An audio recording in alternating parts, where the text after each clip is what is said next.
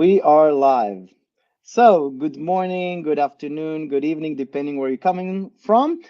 Um, I have a special guest today, Anastasia, and we just had an amazing conversation. And I really hope we'll remember to repeat some of the stuff that we spoke about just now. I'm pretty sure we will. So this is part of the Security Awareness Managers and it's a Security Awareness Program. Every month, we tackle sort of a different topic and give ideas to security awareness managers about what they can do. This month is about family. It was also last month, but this month I think Anastasia really brings something unique that I wanted you to share with the audience. How we can do things on. You know what? I won't steal your show, but I'm excited about this Please. one. So let's start with just give us a bit of background about yourself, and also why are you passionate about it? What sort of triggered your passion for security awareness? Oh yeah. So passion, it's my life now. I mean, it's beyond passion. It's a lifestyle for me at this point. But it all started a little over 10 years ago. I've been in cybersecurity as an analyst and then transitioned into a more proactive position as an engineer. And within that position, I was delighted to find out about the human side of cybersecurity. I've always noticed that there's been a lot of love and attention and focus on the technical side of cybersecurity, but something was definitely missing when it comes to the people behind the keyboard and also the people on the teams as well. Being one of those people for a long time, people is just the thing for me. So I discovered the human side. I went and got my SSAP from the SANS Institute. And I took that knowledge and information and started implementing programs at my place of work. And that has led me to a personal mission here locally in the great state of Montana, or Big Sky Country, as we like to call it. And I call it BSQS, Big Sky Quantum Shield. And I'm focusing on the digital wellness and cybersecurity of my local community and within the state of Montana. So when we talked earlier, you spoke about that you run a Facebook group, correct? I think it was, I have, and yeah. Hmm. and what you saw is so it's a community, right? You live in actual community, like a physical Yep. community where people Hmm. know each other, and the news is sort of like spread in those Facebook groups and all type of groups. And I remember you telling me that you saw scammers, right, trying to scam your friends. Yeah, all the time, So every day. continue with that, yeah. Yeah, so as I started to realize, the human side, I'm watching. This is about 5 years ago. I'm on our local Facebook groups and other social media accounts as well that are all community based. Um, Anytime there was any kind of news or even not news, just anywhere where a cyber scammer could prey on the emotions of our community, they're doing it.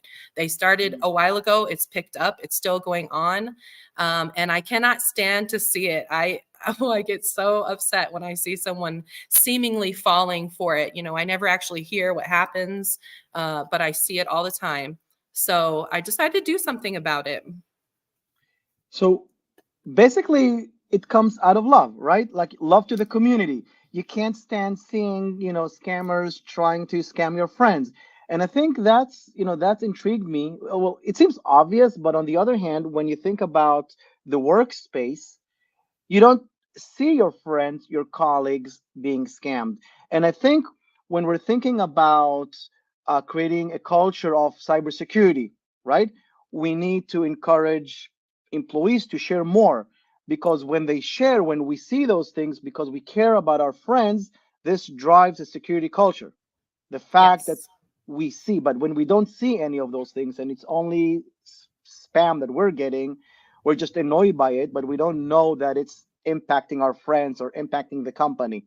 Right. So maybe we can talk about it later, but I think if we find a way to create that type of community within a workspace that mimics that actual community and Facebook communities where we and our friends, if we're getting scammed, we see others, we see scammers trying to do that, and then we basically want to help. Sort of like a cyberhood watch, I call it, like a neighborhood Yep. watch.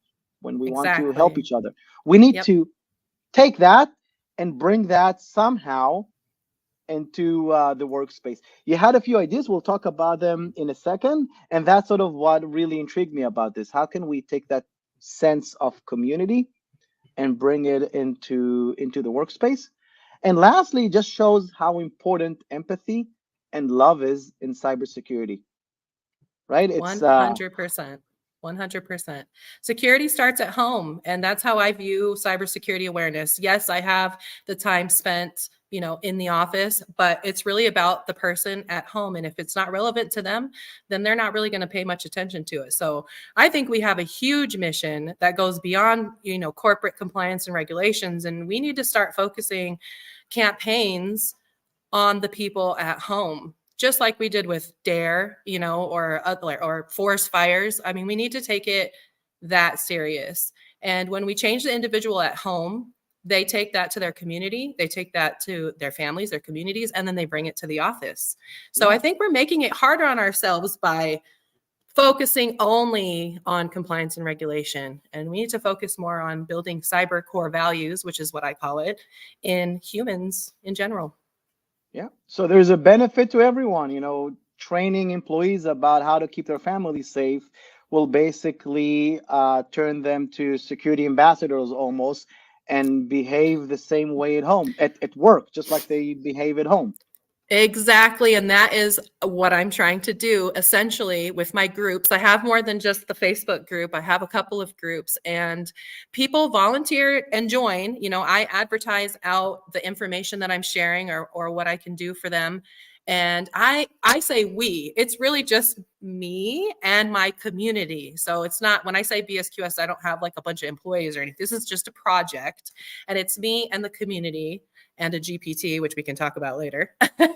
And we're working together to spread the news and bring that awareness home. So let's talk about a few ideas that you had. You spoke to me about the awareness bus, right? And so if you can talk a little bit about that and how we can maybe use that method also at the workspace. Yeah. So first of all, So, yeah, describe what it is. What's your yeah. idea? Okay, so I was invited, just like you mentioned, Cyberhood Watch. I've been heavily involved in our local neighborhood task forces, which I think is a great way to start in your own local community. Get a hold of your local task forces and see what you, as a cybersecurity awareness ambassador, can contribute to your community. And I was invited to a security expo in the summer, and I thought, wow, this is going to be so much fun. But I don't want to carry everything and just set it up. I'd love to just roll in there with a bus, and open the doors, let the sides down, or whatever the case is, however futuristic we can get it.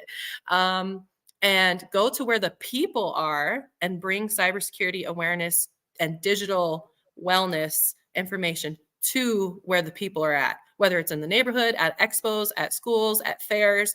I want to be on the road. I want to take this out to the people. So yes, that idea spawned. We have a GoFundMe, and I'm just trying to see where it goes from here. As far as translating that to the office, leadership needs buy-in. We need leaders who actually love the idea of bringing cybersecurity awareness and digital wellness to the individuals of the body of the organization. You focus on the cells, and the body as a whole will be that much healthier. So get a cart, roll around, roll around amongst the aisles, or go to your people where they're at. Offer prizes to demonstrate, good cybersecurity habits. Ask how they're feeling about the cybersecurity policies, or if they ever felt like they didn't know where to report things. Just get in touch, be amongst the people, and that's my suggestion for that. So here is what I absolutely love about this. We tend to talk about we have an open door policy, and the problem with that, it's passive. If you have a Yeah, problem, you come to me. I'll yeah, accept you. I'm going to sit behind yeah, my desk and I'm going to answer your questions. yeah, That's a passive approach. What you're talking about is yeah, having somebody from the security team or whoever is assigned to this, Right. take a cart, and we're going to talk about it in a second, and go Yeah. out to the cubicles, go Yeah. out and talk and create Yeah. engagement. Don't Exactly. flip it and say, come to me if you have a problem. No, I'm Yeah. out there. I'm promoting security. Um, we spoke about different ideas with the cards. I remember when we were preparing for this, and like again, like show me that you have multi-factor authentication turned on Right. your maybe if you want to, you don't have to, on your Facebook or something else. And if you Hmm. do, you can have chocolates and you can give them Yeah. chocolate or whatever it is.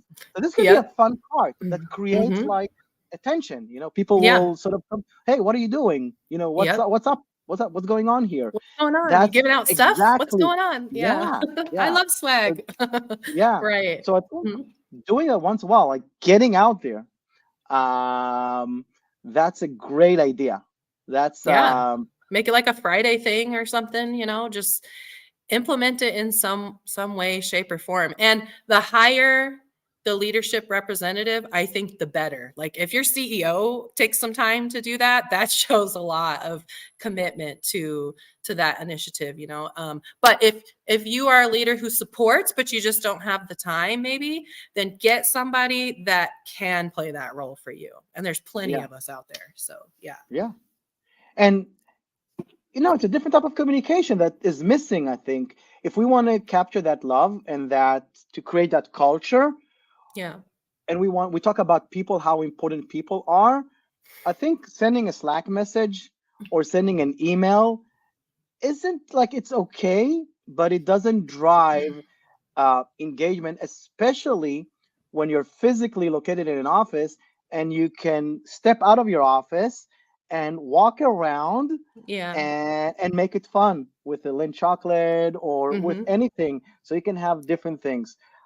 One more thing that you mentioned, that in your Facebook groups and in general, when you're doing this with your local community, there are stories. People Hmm. always have stories. Hmm. Do you have any ideas of how you can replicate? How can you get people to share their stories just in order to increase that culture? In order to get people to share their stories, you have to have trust. Yeah. So, and to have trust, you have to have, attention. If, yeah, you could throw an anonymous email up there or whatever, hey, send me your story to this anonymous email. And you might get one or two people, but it goes back to that intent and love. It's like get out there and actually look people in their eyes. And if you have the data from your security awareness team or I'm sorry, from your security team, operations team, that certain people may be a little bit riskier, go talk to them. It's so simple. I mean, and if you can't physically talk to them, reach out kindly at first so you don't scare them, and then set up a time to talk, like on, the camera or something. But just show them that you actually care, and then that will actually inspire people to share their stories with you. So if you want the stories, then you need to care enough to let people know that you will safely hear their stories, and maybe even, use it safely, not, obfuscate people's names and whatnot, but, to spread awareness. That's content for spreading the message. So Yeah. We do something called Wiser in the City, where we go out, usually Times Square, Washington Square in New York City, and we just go around, and yeah. people that are willing to talk to us, we ask them, some questions like, have you ever been hacked, or Yeah. anyone that you know? I think like 9 out of 10 know someone or experienced a hack. Yeah. And there's just so many stories out there. And actually, people are willing to talk about it, right? Yeah. So if you make this work for them, if you send out an email to everyone and say, hey, we need your stories, they will just disregard it and move on. But if Yeah. if you have your cart, right? I'm just Hmm. adding on top of that cart. Yeah.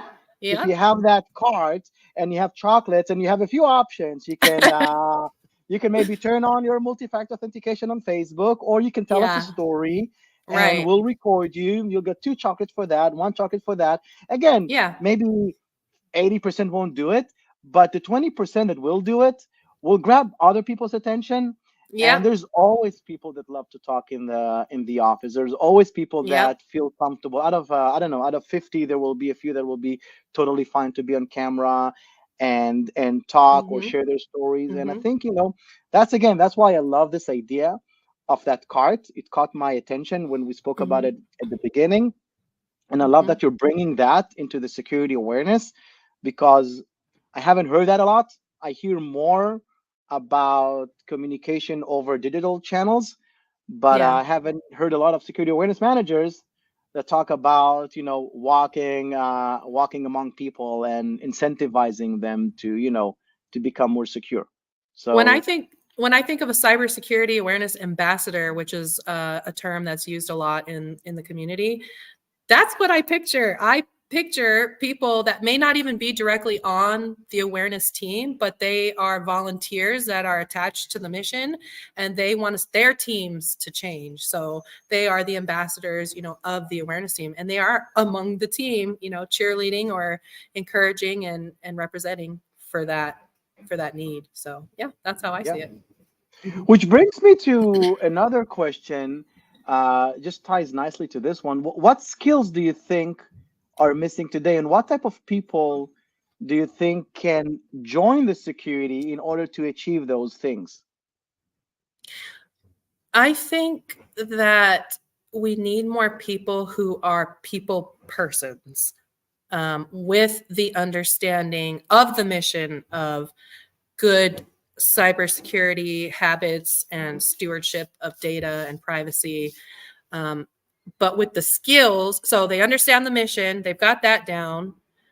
They're good with people, they're empathetic. That's a big word also in the community. Um, but they can communicate. So, anybody within marketing, anybody who is really good with social media or just socializing, in general. Um, I think we need more people like that in cybersecurity awareness. And if you have those skills and you're also technical, that's awesome too. Then you've got more of both sides of the ball. So yeah. Totally agree. I think more, especially in security awareness, it's communication skills. So it could be even if somebody in an existing company, let's say they are big on social media, for doesn't even have to do with tech. They're good communicators. They know how to grab attention. So maybe the security team can reach out to them and involve them in the security awareness, so they can, you know, fill that gap, because you have the Yeah. technical people, but you want that person that can also drive attention. Yeah. See, I'm a big advocate for saying that. And I don't know if maybe I'm the only one who says this. I'm not sure. You guys let me know. But Okay, I think that a position on a cybersecurity awareness team is 100% an entry level position for cybersecurity, because I see all the time people saying there's no entry level position. I disagree. I think that if you have the skills on the technical side, it's a great opportunity to start on the tactical side with the message and the fundamentals and interacting with the people, and then come in, show and prove. Yes, you will work closely with the security team if that's your desired path, impress, and then move laterally within the company onto the cybersecurity team. I've seen it done. I've done it, like it's doable. And I think if people realize that sooner and put the investment into it, then we could solve a lot of problems that people bring up within the community, like shortages and not being hired, shortages, and then also not being hired. That's weird. And then just the skills transfer. gotcha. So shifting to a different topic a little bit, you told me before about a chat GPT that you built, right? That helped you create content around security awareness. So this is a little bit more than, it's not using ChatGPT like everyone else. You built a ChatGPT sort of like an app or ChatGPT profile that sped up the process of creating content. So can you maybe elaborate a little bit more of that, because that can be really helpful for a lot of people that are looking to, create quality content? Okay, so you're gonna have to keep me reined in here, okay? Because Okay. I go crazy when it comes to this. So yes, for my BSQS project, because I am a single mom who's very busy, have a lot of responsibilities, I need to come up with quality content and quickly, right? Like I can build entire campaigns in like 10 minutes, for Wow. example, just as an example. Now, what I do is the key is to be a visionary. When you're running a cybersecurity awareness program, whether it's for an organization or if you start your project like me, you have a vision of what you want your folks to be, which is elevating their digital wellness and securing, themselves for my project, and for the corporation, it's all of that business data and assets.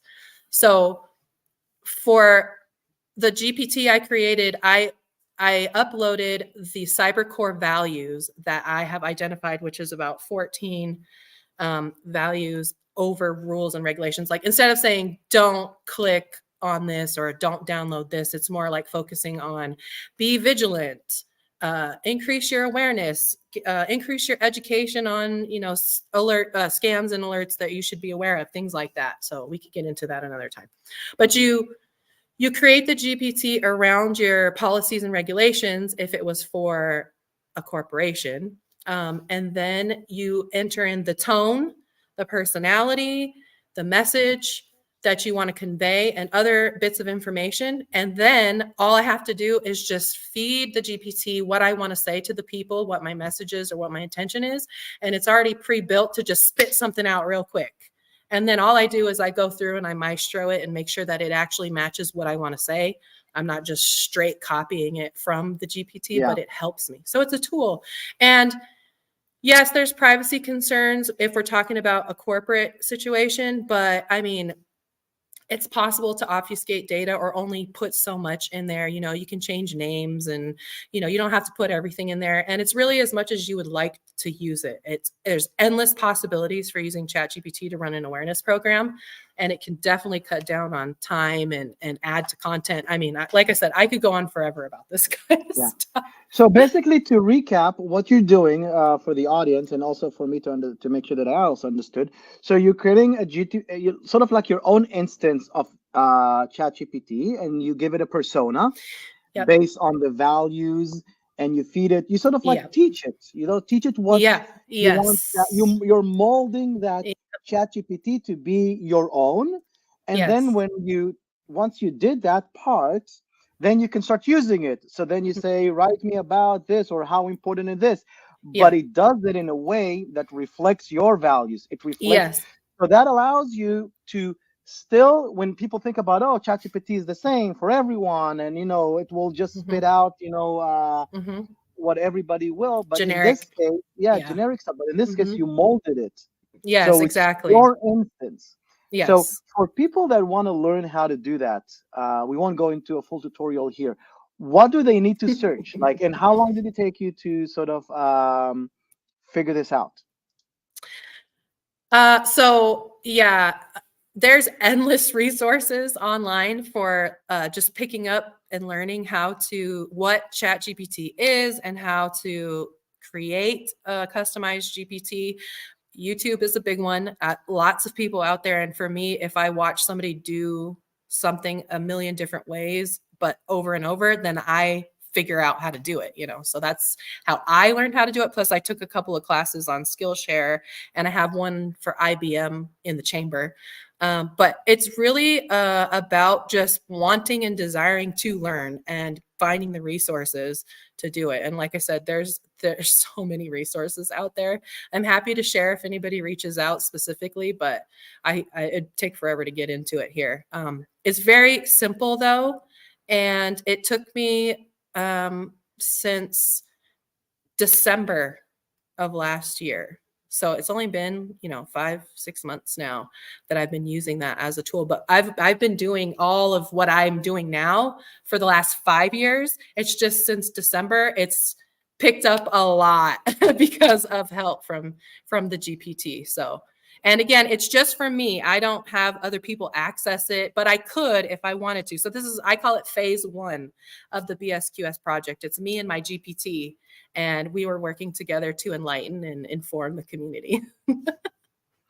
Cool. So, for the audience, so you are now in between jobs, right? Yes, yes, I am. And which allowed you also to do some of the stuff we spoke about, to Yep, be more it's, involved. yep, And I it love has. how you like could just continued, with your passion, even though you were not actively doing it for a company. But I Yep, think this is a sign that you're truly passionate about this because it's dear to your heart. And I yes. think you picked up a lot of skills, from what I'm hearing, a lot of things that will really benefit, companies that you will work for, in your career. So, yeah, why don't you share a little bit about what's next for you? Well, yeah, it's true. I am in between positions right now, but I am continuing on with my passion for cybersecurity with the BSQS project, and I'm going to focus on that. I mean, look, it's led me to you. So, and thank you so much for the opportunity to speak I with enjoy you it. about my passion. I'm going to continue to do this and kind of see where it leads. I'm on phase one. I have notebook upon notebook of plans and ideas. I'm going to continue to evolve the GPT situation and see what we can do with that. I'm open to collaborating with anybody and anyone who aligns with me, my mission, or I'm whoever. I'm down. I love a team environment, and I'm just kind of taking my time when it comes to a position and finding the right leader that sees that what you've always done isn't going to continue to work. Yeah, I don't really do well with, well, we've always done it that way. I am an innovator. I have endless ideas of engagement. And so I'm just going to keep down my path and keep a positive attitude and see what happens next. that's amazing. I really hope you'll find a place that will appreciate your innovative mind and your passion to security awareness, because you're doing it very successful with the community that you live in, and more than. And I think that will be just beautiful to see how that sort of like being applied into the workspace.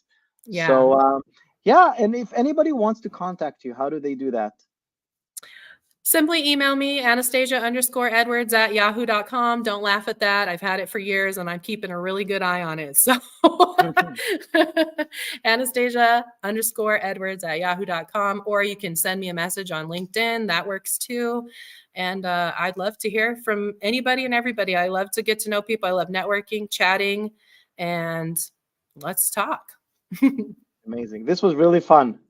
So thank you very much Likewise. for, yeah, thank you very much for like finding the time. And yeah, we'll keep in touch, and we'll see you on LinkedIn and other places. Sounds good, Gabby. Thank you guys so much for your time. I really appreciate it. And everybody stay vigilant out there. Thank you. And keep on the great work. Bye bye. Thank you. Bye.